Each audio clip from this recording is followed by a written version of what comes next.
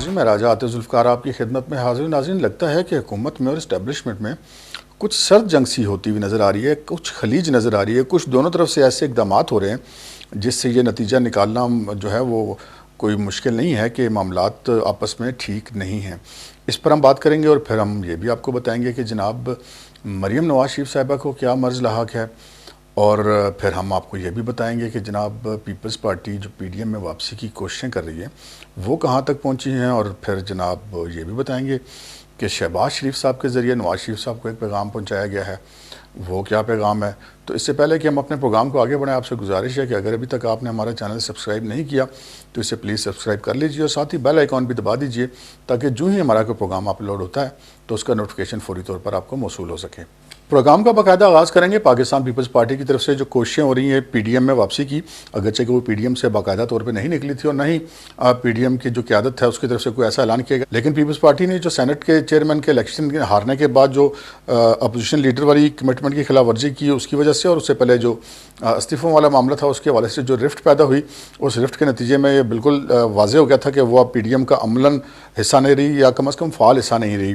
لیکن اب جو وقت گزرتا جا رہا ہے، پیپلز پارٹی جس چیز کو اپنی کامیابی سمجھ رہی تھی ان کو یہ سمجھ آنی شروع ہو گئی ہے کہ وقتی طور پہ تو شاید وہ اس کا فائدہ اٹھا رہے ہیں، لیکن اس کے دور رس نتائج اچھے نہیں ہوں گے، اور اگلے الیکشن میں ان کو اس لیبل کے ساتھ میدان میں اترنا پڑے گا کہ وہ پرو اسٹیبلشمنٹ جماعت ہے اور وہ جو ہے وہ خود ایک سلیکٹڈ ہیں۔ تو اس لیبل کو اتارنے کے لیے اب یہ ضروری ہے کہ وہ پی ڈی ایم میں واپس جائیں، اور اس سلسلے میں پاکستان پیپلز پارٹی کے جو سینیٹر ہیں مصطفیٰ نواز کھوکھر، انہوں نے کچھ ایسا سٹیٹمنٹ دیا کہ جی جو ہے اپوزیشن لیڈر کے لیے جو ہے وہ باپ سے ووٹ نہیں لینے چاہیے تھے، اور کچھ ایسا ہی بیان جو ہے وہ پنجاب کے حوالے سے تحریک عدم اعتماد کے حوالے سے جو ان کے پارلیمانی لیڈر ہیں پنجاب میں انہوں نے بھی دیا۔ تو اس سے کچھ لوگ یہ سمجھ رہے تھے کہ شاید وہ اپنے پارٹی کی عادت سے اختلاف کر رہے ہیں، لیکن میرا نہیں خیال کہ وہ اپنی پارٹی کی عادت سے اختلاف کر رہے ہیں۔ وہ کچھ ایسے بیانات ان سے دلوا کر پیپلز پارٹی جو ہے وہ اپنی پی ڈی ایم میں باعزت واپسی کی راہ ہموار کرنا چاہتی ہے، اور انہوں نے جو کچھ بھی بیانات دیے ہیں کم از کم میری رائے یہ ہے کہ وہ اپنی پارٹی کی عادت کے اشارے پر ہی دیے ہیں۔ دوسری طرف پاکستان مسلم لیگ نون کی طرف سے بھی کچھ لوگ ایسے مثلاً جن میں شاید خاقان عباسی بھی شامل ہیں، جن میں رانا ثناء اللہ بھی شامل ہیں، وہ اس حق میں ہیں کہ جی پیپلز پارٹی کی بیٹھ کے بات سنی جائے اور ان کو دوبارہ سپیس دی جائے۔ سو پیپلز پارٹی اب واپسی کی طرف پر تول رہی ہے، اور جو ہے وہ اپوزیشن کی جو دوسری جماعتیں ہیں وہ ان کو کچھ اس کے کچھ حصہ جو ہے ان کو سپیس بھی دینے کے لیے تیار ہے، لیکن اب دیکھنا یہ ہے کہ اس پہ فیصلہ جو ہے وہ مولانا فضل الرحمان صاحب کریں گے، اور فضل الرحمان صاحب سے جو بھی فیصلہ کرتے ہیں اس میں میاں نواز شریف صاحب کی جو مشاورت ہے وہ زیادہ اہمیت کی حامل ہوگی۔ اب بات کرتے ہیں جناب مریم نواز صاحبہ کی بیماری کا بڑا ذکر ہے۔ اس سے پہلے مریم نواز صاحبہ نے خود بھی کچھ میڈیا ٹاکس میں ایسے کہا تھا کچھ عرصہ قبل کہ ان کو جو ہے وہ سرجری کی ضرورت ہے، اور وہ سرجری کے لیے انہوں نے بیرون ملک جانا ہے، لیکن وہ بیرون ملک نہیں جائیں گی۔ اور اب پچھلے دنوں کچھ ایسا بھی ہم سننے میں آیا کہ ان کی طبیعت خراب ہے، ان کو بخار وغیرہ بھی رہا، اور وہ کچھ دن جو ہے وہ فعال نہیں رہیں، بیانات کی حد تک بھی فعال نہیں رہیں، اور آج جو ہے وہ ان کی طرف سے کچھ دوبارہ ایسی ٹویٹس وغیرہ آئی ہیں کہ جی آپ فکر نہ کریں، میں بالکل اس حکومت کو جو ہے اس کے گھر بھجوانے تک ملک سے باہر نہیں جاؤں گی۔ اور پھر رانا ثناء اللہ صاحب نے بھی کچھ ایسا بیان دیا کہ جی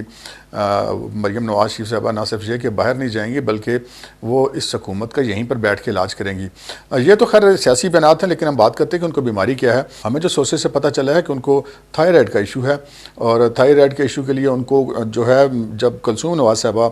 وہاں پر تھیں لندن میں بیمار تھیں، علیل تھیں، اور نواز شریف صاحب بھی اس وقت وہیں تھے، مریم صاحبہ بھی وہیں تھی، تو اس وقت ان کو وہاں پہ ڈاکٹرز نے یہ سجیسٹ کیا تھا کہ ان کا تھائرائڈ کا ایک آپریشن کیا جائے، کیونکہ تھائرائڈ کی جو آپریشن ہے وہ ایک خاصی طویل اور پیچیدہ سرجری ہوتی ہے، لیکن یہ ایسا معاملہ نہیں ہوتا کہ اس میں کوئی ایسی کوئی پریشانی کی زیادہ بات ہو۔ یقیناً جو بندہ بیمار ہوتا ہے وہ تو تکلیف میں ہوتا ہی ہے، لیکن جو ہے وہ پھر اس کو مستقل بنیادوں پہ جو ہے وہ تھائرائڈ کے حوالے سے ایک جو دوا ہے وہ ریگولر کھانی پڑتی ہے، وہ یقیناً یہاں بھی لے رہی ہوں گی مریم صاحبہ۔ تو یہ وہ بیماری تھی جس کے بارے میں یہ بار بار کہا جا رہا تھا کہ جی وہ بیمار ہیں اور شاید وہ باہر جانا چاہتی ہیں۔ بیماری ہم نے آپ کو بتا دی، لیکن وہ باہر جانا چاہتی ہیں یا نہیں جانا چاہتی وہ انہوں نے خود بھی بتا دیا، اور ان کی پارٹی کی دیگر قیادت نے بھی بتا دیا۔ اب بات کرتے ہیں کہ حکومت اور اسٹیبلشمنٹ کے درمیان کچھ سرد جنگ شروع ہو گئی ہے۔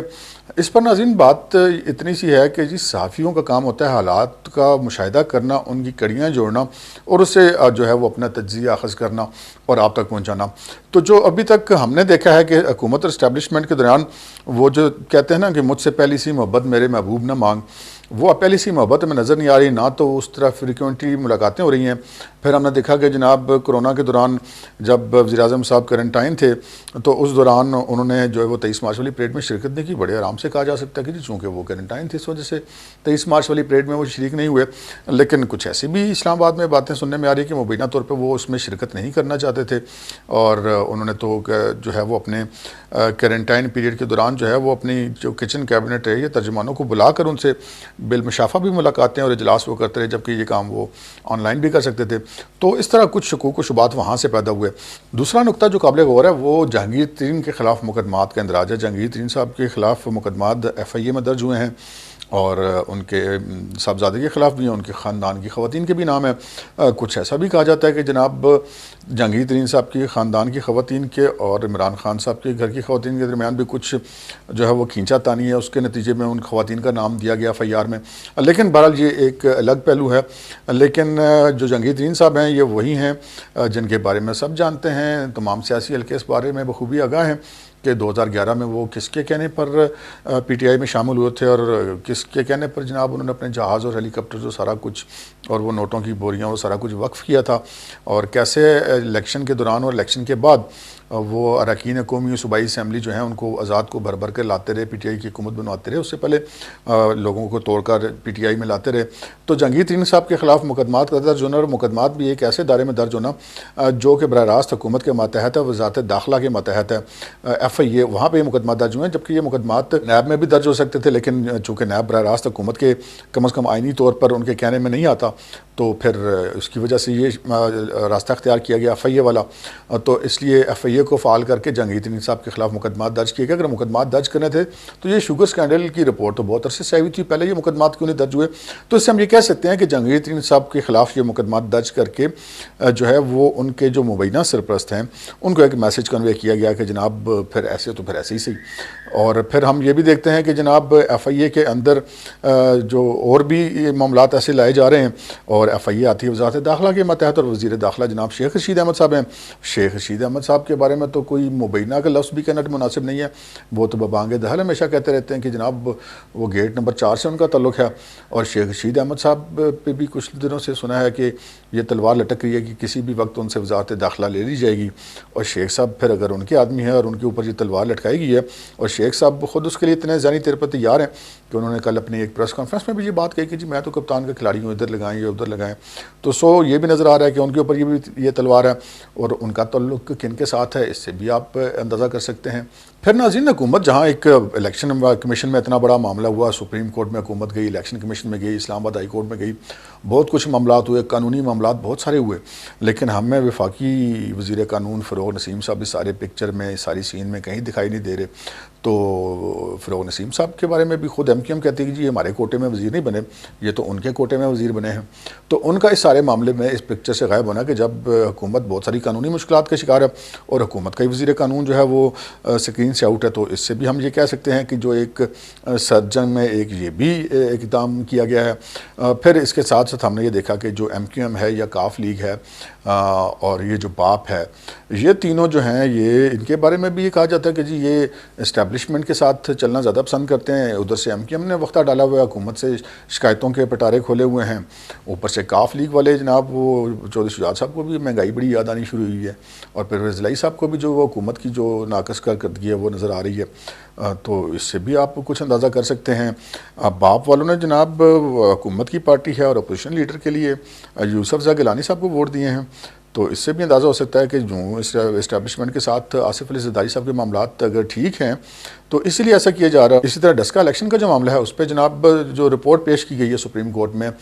PTI کی طرف سے، وہ جو 20 پریزائڈنگ آفیسر غائب ہوئے تھے ان میں سے جو 10 کی جو ہے لوکیشن کے حوالے سے اس میں یہ بتایا گیا کہ وہ 10 کی لوکیشن ایک ہی تھی، وہ جتنا عرصہ غائب رہے وہ کسی ایک ہی جگہ پہ موجود تھے۔ تو یہ انگلیاں تو پہلے بھی حکومت کی طرف اٹھائی جا رہی تھی، لیکن یہ ایک حکومت کا ادارہ ہے اور حکومت کے ادارے کی کیا مجال کہ وہ حکومت کی مرضی کے خلاف کوئی رپورٹ پیش کر دے، اور وہ بھی ایسی رپورٹ پیش کرے جو حکومت کے خلاف جا رہی ہو۔ تو سو یہ بھی حکومت کو ایک میسیج ہو سکتا ہے۔ اب پھر ہم نے یہ بھی دیکھا کہ جناب اب یہ جو میں نے آپ کو 2 پوائنٹ بتائے تھے وہ دونوں یہاں پہ اکٹھے ہو جاتے ہیں کہ اسٹیبلشمنٹ اور حکومت کے درمیان جو سرد جنگ ہے اسی کا یہ ایک حصہ ہے، اور ایک سنا ہے کہ شہباز شریف صاحب نے بھی نواز شریف صاحب کو کوئی پیغام ڈیلیور کیا، حمزہ شہباز صاحب بھی باہر آ گئے ہیں، شہباز شریف صاحب کی بھی آج ضمانت ہو گئی ہے، اور ایسی بھی ہم پچھلے دنوں خبریں سنتے رہے ہیں کہ شہباز شریف صاحب سے مقتدر حلقوں کی کچھ اہم شخصیات کی ملاقاتیں بھی ہوتی رہی ہیں، اور ان ملاقاتوں کے بعد جو ہے وہ شہباز شریف صاحب نے کوئی پیغام بھی جو ہے وہ پہنچایا ہے نواز شریف صاحب تک، اور کچھ ایسی باتیں سننے میں آ رہی ہیں کہ انہوں نے یہ کہا ہے کہ جو کچھ معاملات خراب ہو چکے ہیں ان کو ٹھیک کرنے کے لیے کچھ وقت مانگا گیا، تو وہ اب دیکھتے ہیں کہ نواز شریف صاحب اس کا کیا جواب دیتے ہیں اور یا ان کا کیا رسپونڈ آتا ہے۔ ایسے ہی حفیظ شیخ صاحب کو اچانک ہٹا دیا جانا۔ حفیظ شیخ صاحب جو کل تک جو ہے وہ حکومت کے امیدوار تھے، حکومت ان کے لیے کمپین چلا رہی تھی، لیکن حفیظ شیخ صاحب کے بارے میں خود حکومتی اراکین جو ہیں وہ لوگوں کو کہتے پھرتے تھے جی ہمیں کون سی ٹینشن ہے، جن کے یہ امیدوار ہیں وہ خود جتائیں گے، لیکن پھر وہ الیکشن ہار گئے، اور ان کے الیکشن ہارنے کے بعد پھر خان صاحب نے کہا کہ نہیں آپ کام جاری کرے رکھیں بطور وزیر خزانہ، لیکن پھر اچانک پتہ چلا کہ جناب وہ تو اس ملک میں ساری مہنگائی کے ذمہ دار ہے اور ان کو ہٹا دیا گیا۔ تو اس کے ذریعے بھی خان صاحب نے یہ میسیج دینے کی کوشش کی ہے کہ مہنگائی کا ذمہ دار میں تو نہیں ہوں، مہنگائی کا ذمہ دار تو ان کے لوگ ہیں، اور ایک طرف وہ جہانگیر ترین کو اس وجہ سے ان کے خلاف عتاب اپنا بڑھا رہے ہیں کہ وہ ان کے آدمی ہیں، دوسری طرف جناب جہانگیر ترین صاحب کے جو کزن ہیں شوکت ترین صاحب، ان کو کوئی ہم ذمہ داری دینے کی بات کی جا رہی ہے۔ شوکت ترین صاحب جو ہیں وہ پتہ چلا کہ ان کو حکومت نے آفر کیا کہ وہ اکنامک ایڈوائزری کونسل جو ہے اس کے وہ سربراہ بن جائیں، اور شوکت ترین صاحب نے اس بارے میں کافی سخت باتیں کی ہیں کہ جی جو آپ نے IMF کے سامنے اتنے لیٹ کیے ہوئے ہیں تو اس کے بعد یہ اتنا آسان کام نہیں ہوگا، اس سے ہمیں دوبارہ مذاکرات کرنے ہوں گے۔ لیکن ایک طرف وہ شوکت ترین جو ہیں وہ جہانگیر ترین صاحب کے کزن ہیں، ان کو وہ آفرز کر رہے ہیں جہانگیر ترین صاحب کے خلاف کارروائیاں کریں، تو یہ سب میسیجنگ ڈیلیور ہو رہی ہے، اور بتایا جا رہا ہے کہ جناب جتنے لوگ زیر تاب آئے ہیں ان کی زیر تاب کے درمیان بہت ساری وجوہات ہیں، لیکن ایک وجہ جو ہے وہ سب میں مشترک ہے کہ وہ سب اسٹیبلشمنٹ سے زیادہ کلوز سمجھے جاتے تھے۔ اسی طرح شہباز شریف صاحب جو ہے وہ اسٹیبلشمنٹ سے نسبتاً نرم ان کا جو ہے ہمیشہ موقف ہوتا ہے نواز شریف صاحب کی نسبت، ان کی ضمانت، ان کے بیٹے کی ضمانت، یہ بھی میسج سمجھے جا رہے ہیں۔ پھر ڈسکا کے الیکشن والا معاملہ، پھر جو ایک صاحب سے اہم نقطہ ہے، آپ کو یاد ہوگا کہ جب شہباز شریف صاحب کو کورونا ہوا تھا اور وہ اپنے گھر میں ہی کوارنٹائن ہوئے تھے، تو اس وقت ہمارے سروسز چیفز نے بھی ان کو رابطہ کر کے ان سے جو ہے وہ ان کے جو ہے وہ کیسے کہتے ہیں وہ ان کی خیریت معلوم کی تھی، لیکن ہم نے کوئی ایسی خبر نہیں سنی کہ وزیر اعظم صاحب کے ساتھ رابطہ کر کے ان کی خیریت پوچھی گئی ہو۔ سو یہ سارے نکات ہیں، ان کو اگر یکجا کر کے دیکھا جائے تو لگتا ہے کہ شاید دال ساری سفید کم از کم نہیں ہے، اور اب جو ہے وہ حکومت بھی، اسٹیبلشمنٹ بھی اور اپوزیشن کی پارٹیاں بھی، جن میں مسلم لیگ نون بھی ہے، پیپلز پارٹی بھی ہے، مولانا فضل الرحمان صاحب بھی ہیں، تمام لوگ جو ہیں وہ اپنی نئی صف بندیاں کر رہے ہیں، اور لگتا ہے کہ عید کے بعد جو ہے ان تمام معاملات پہ کچھ نہ کچھ بڑی پیش رفت سامنے آئے گی۔ آج کے پروگرام میں اتنا ہی، اجازت دیجیے، اللہ حافظ۔